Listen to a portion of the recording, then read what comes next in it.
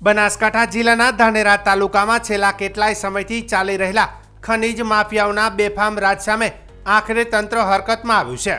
ધાનેરા નાયબ કલેક્ટરે અચાનક ચેકિંગ અભિયાન ચલાવીને 2 રેતી ભરેલા ટ્રેક્ટર, 1 લીલા લાકડા ભરેલું ટ્રેક્ટર અને 2 હાઈવા વાહનો ઝડપી પાડ્યા છે।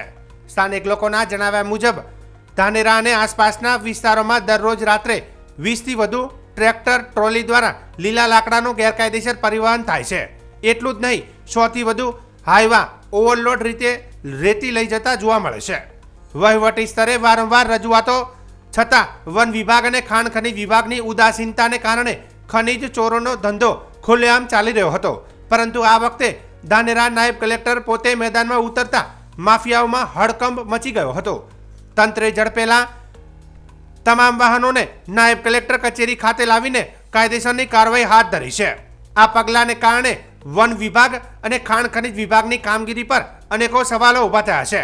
સ્થાનિક નાગરિકોએ નાયબ કલેક્ટર દ્વારા કરાયેલા આ પગલાંનું સ્વાગત કર્યું છે અને માગણી કરી છે કે આવી જ રીતે નિયમિત ચેકિંગ ચાલુ રાખીને ખનીજ માફિયાઓ સામે કડક કાર્યવાહી કરવામાં આવે।